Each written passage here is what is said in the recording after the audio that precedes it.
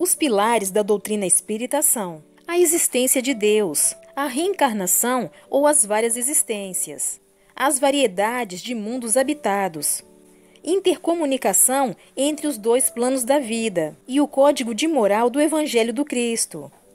Convido todos vocês a acompanhar aqui com a gente a leitura deste outro livro. Vamos iniciar a leitura das Parábolas Evangélicas à luz do Espiritismo. O Espiritismo é a chave que nos auxilia a entender de uma forma mais segura qual o significado das parábolas. Então vamos acompanhar. Parábola acerca da Previdência. Qual de vós, querendo edificar uma torre, não se põe primeiro a fazer conta dos gastos que são necessários, para ver se tem como com que acabá-la? Com isso evita expor-se a que depois de haver assentado os alicerces e não a podendo terminar, todos os que a virem comecem a fazer zombaria dele, dizendo: este homem principiou o edifício, mas não o pôde concluir. Ou que rei há que, estando para sair em campanha contra outro rei, não tome primeiro muito pensadamente as suas medidas. A ver se com 10.000 homens poderia aí encontrar-se com o que traz contra ele 20.000? De outra maneira, ainda quando o outro está longe, enviando sua embaixada, pede-lhe tratados de paz. Assim, pois, qualquer de vós, que não renuncie a tudo quanto possua, não pode ser meu discípulo. O sal é bom, porém se o sal perder a força, com que outra coisa se há de temperar? Ficará sem servir, nem para a terra, nem para o montouro, mas lançar-se-á fora. O que tiver ouvidos de ouvir, ouça. Lucas capítulo 14, versículo 28 a 35. Esta parábola encerra uma advertência muito séria a todos quantos pretendam iniciar-se no discipulado de Jesus. A finalidade de sua estada entre nós, e pela qual continua ainda a trabalhar, é a redenção humana, é o estabelecimento do reino de Deus em cada coração. Malgrado, porém, a sublimidade do seu ministério, sua vida terrena foi uma sucessão de acerbos sofrimentos físicos e morais. Suportou contínuas perseguições daqueles cujos interesses mesquinhos sua doutrina contrariava. Recebeu insultos, açoites e flagelações. Padeceu a humilhação de carregar a própria cruz, em que seria pregado entre os malfeitores. E mais que isso, sofreu a incredulidade de seus parentes que não confiavam nele. O medo, o horror de seus seguidores que fugiram, espavoridos, quando a oposição se fez mais furiosa. A traição de Judas, a negação de Pedro e a rejeição daquele mesmo povo que uma semana antes o aclamara festivamente, querendo fazê-lo seu rei.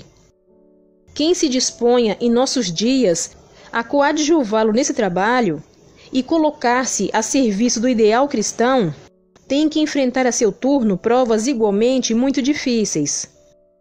O menosprezo dos indiferentes, a incompreensão da família, os ataques dos que se acham senhores da verdade e, acima de tudo, o fascínio das posses materiais e as 1001 formas de convite para deixar o caminho árduo e estreito da honradez, da virtude, da moralidade, enfim, para tomar a estrada larga e deleitosa da corrupção e dos prazeres mundanos. Assim, os principais requisitos a serem adquiridos por aqueles que aspiram a esse apostolado são a caridade, no sentido mais amplo, e a disposição de servir a humanidade, tal qual ela é, com suas misérias e torpezas, sem se deixar envolver pelas seduções do mundo. Achamo-nos muito longe, porém, de tal qualificação. Portanto, não nos imponhamos sacrifícios superiores a nossas forças, nem assumamos compromissos que não possamos cumprir. Procuremos antes realizar apenas as tarefas que possamos levar a cabo com êxito. Se superestimando nossas possibilidades, metermos ombros a missões elevadas e falharmos, desmoralizamo-nos e desservimos o Mestre, pois nosso fracasso fará que aumente a desconfiança e o pessimismo no mundo. Renunciar a tudo quanto se possua, condição sem a qual não se pode ser verdadeiro discípulo de Jesus. Não significa certamente pôr fora os nossos bens, porquanto, se assim o fizéssemos, teríamos que recorrer à ajuda de outros. O que isso quer dizer é que não devemos ter por eles um apego tal que nos impeça de dar-lhes a justa aplicação para que nos foram confiados.